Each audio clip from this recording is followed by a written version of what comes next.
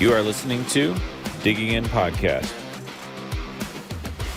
presented by Rooted Wealth Advisors.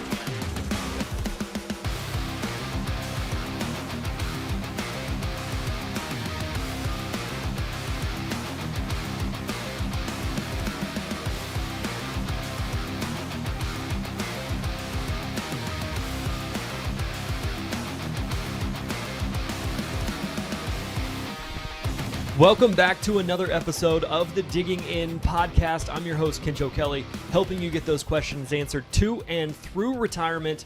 What better way to kick off Season 2 than to meet our new Client Relationships Manager, Miss Samantha Wilhoyt. Hello. Woo! Crowd goes wild. Hey, good to see you today. Yeah, good to see you too, Kinch. For those of you that haven't had the pleasure of meeting Samantha yet, she is the first voice you hear when you call our office. And tell me a little bit about what your client relationship manager position entails. Sure. So I am the person, like you said, first person that you hear when you call in and have any questions. I answer questions for our clients and for people interested in becoming clients and direct people to the right person to get answers if I don't have them. Directing somebody where to find something, and we don't use the Dewey Decimal System here, which you have in-depth knowledge of. Tell me a little bit about your background and what you did before you came to us here at Rooted. Sure. So I worked primarily in customer service for the past 10 years, approximately. I was in the public library field, and I worked in different public libraries throughout Illinois. Started off here strong in Bourbonnais and then tried a couple of other ones. And I've done that, for 10 years. I've been in all different positions in that. And it's also very customer service patron focused. Well, I know I've learned a lot about libraries from you. I thought they were all the same. Just like I'm sure people think all retirement firms are the same, right? But they're unique in their own way. You helped relieve me of some of my ignorance when it comes to libraries. That's probably putting it nicely. But how do you feel like the transition's been? I really enjoyed when we interviewed you, just about your heart for customer service and how you really just wanted to help people. How's that transition of skills been? The transition of skills has been relatively simple. I've definitely had to learn a lot coming into this position because the skill sets is slightly different. The questions are different. The information that I'm sharing is different. But at the heart of it, being there for the person on the other side of the phone, being there for the person who comes into the office, that is all very much the same. And was and is my favorite part about being in a servant role for any kind of organization. So it's one of my favorite things about being here.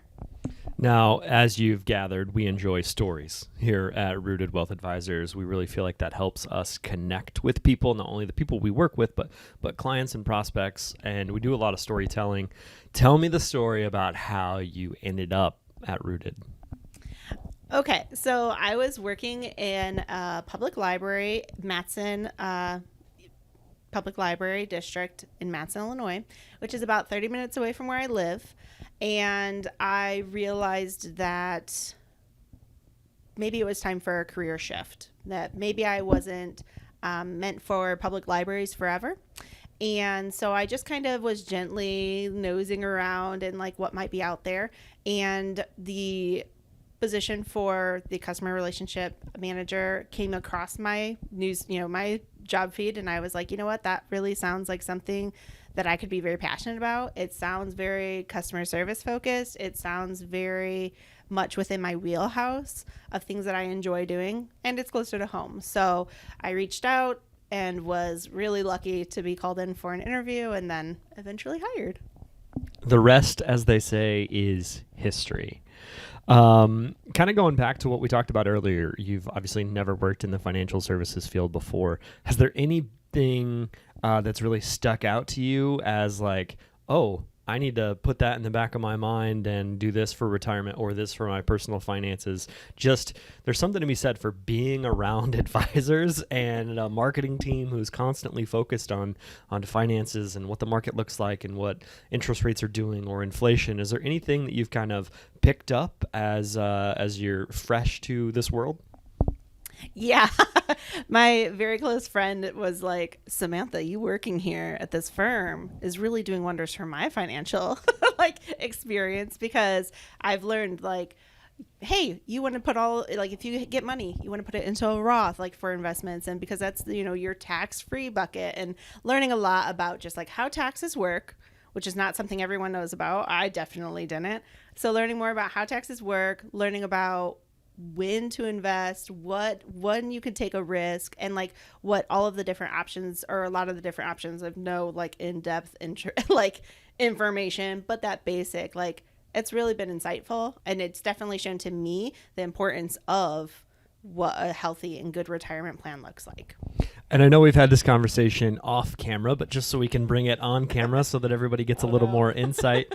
You shared with me that before working here, you really didn't have a goal or a vision for like what your retirement was going to look like, right? You just assumed like, I'm just going to work forever and that's just going to be the way it is, right?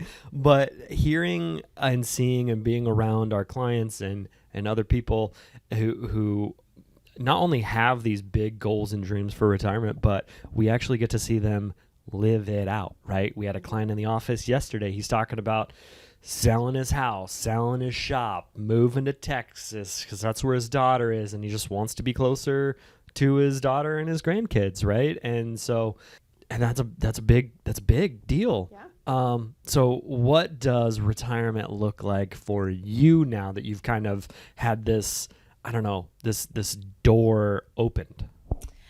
I still joke that I'm going to work until the day of my funeral. But it definitely has given me some insight in like what I want my retirement to look like, and not only my retirement, but my legacy that I want to leave for my children. And so for that part, I feel like I've learned a lot where I can tell my kids and teach my kids and kind of say like, well, look, this is why it's important to do this now rather than later. That's been a huge thing, I think, is just realizing like the starting is just as important as the planning. That's awesome. And you kind of talked about your kids there. Tell me about Samantha away from the office. What makes you tick? What makes you tick? I don't know. I am married. I have a delightful husband. His name is Ricky. And we have 3 beautiful girls. They are 12, 11, and 9. Rebecca, Emma, and Amelia are my children's names. We live in Manteno, Illinois, and we just bought a house there. Luckily for us, we got in right before the housing market went wild, so we were really thankful for that. I'm a proud cat mama. I got 4 little fur babies at home. And yeah, I mean, like, I'm a big reader. We walk to the library all the time. We spend a lot of time outside on our back patio enjoying the weather and our neighborhood. So that's just, that's kind of us. We work and we play. Here's my shocked face that the librarian is an avid reader and a cat person. Yep, that sounds about right. No, they assumed I had a dog. I was like, no, I do not. That I mean, we should have known better, right? That's on us. Yeah, you're not the only cat owner in the office, though. I think Jackson's been hoodwinked into a cat or 2 at this point. That's how else do you get a cat, right? You get hoodwinked into getting one. They just show up. You're not wrong. You are not wrong about that. Being around all the financial advisors, have you realized that maybe something you've done in your past wasn't the best financially? I know it's a lot on your first podcast, asking you to reveal maybe what do you think is your biggest financial regret, that if you could go back in time, that you could maybe do something a little bit different? Okay, so this is going to sound really bad, but going to college, where I went to college, I went to Olivet Nazarene University. It was a really delightful school. I really enjoyed my experience there. I really value the education I received from my professors and the people that invested in me there. But it was so expensive. It was so expensive. I wish that I had known that maybe not going to college was an option, doing like a trade school or something like that, or just kind of choosing a college that was more affordable for me. That's definitely like one of my major regrets in my past life. Be like, baby Samantha, don't do that. Well, I don't think you're wrong there. I think a lot of people, especially in this landscape, maybe are starting to understand that college isn't for everyone, or that the name on your degree, if you get a degree, doesn't matter as much as it used to. So a degree from a community college could mean just as much as a degree from a prestigious school. And we're not bad-mouthing Olivet here at all. They're just down the street, hometown favorite. We have other Olivet alum here, great school. Just talking about the pressure of 18, 19-year-olds and them being tens of thousands of dollars in debt right away, and maybe not understanding what the repercussions of that are later down the line, right? Absolutely. All right. We've gotten great interns and employees from Olivet. Nothing against them. Not at all. At all. But yeah, I think as you think through like what that looks like for your kids, I know I've spent a lot of time thinking about it, and maybe that's because of I'm still a kid at heart and don't know what I want to be when I grow up. I have a little bit of a Peter Pan syndrome. But as I look back in the different things I've done in my life, realizing that as my kids come around, I don't know that college is, number one, the answer, or something that I even want to push them to, just because the world could look significantly different, not only in the next 10 years, but in the next 20 years. And who knows if that degree is going to be worth it or of value, or there's so much education on YouTube or at community colleges now, or like you said, trade school. I have two brother-in-laws that went to trade school, and they do very well right now, and it's such an underappreciated field. Have you thought about that for your girls as they kind of move forward? Yes, I have absolutely told my children that it is not a requirement that they go to college as like I don't know what I want to do with my life, so I'm going to go spend 4 years in college. I've definitely been like, you don't have to do that. You can take a year, you can take the time to really consider what you want to do. I'm like, college doesn't have to be the answer. You can go to a trade school. You can do something else with yourself. My youngest, who's 9, wants to become a plumber. So watch out, world. I mean, if you've seen the Mario movies, who doesn't want to be a plumber? So true. I mean, you could find another dimension. It could be a world of fun.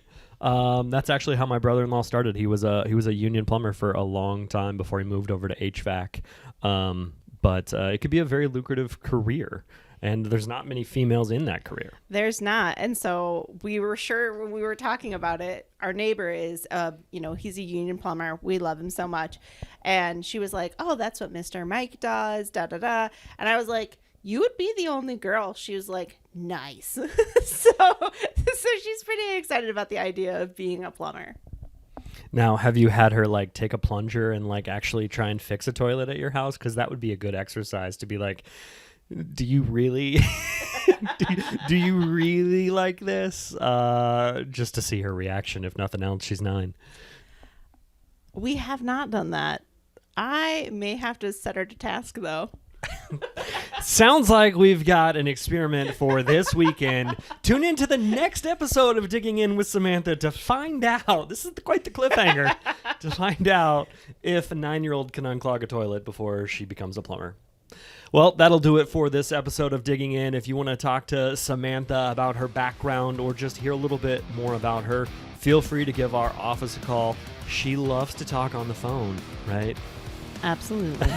815-918-4727. That'll do it for this episode of Digging In. Until next time, keep digging in.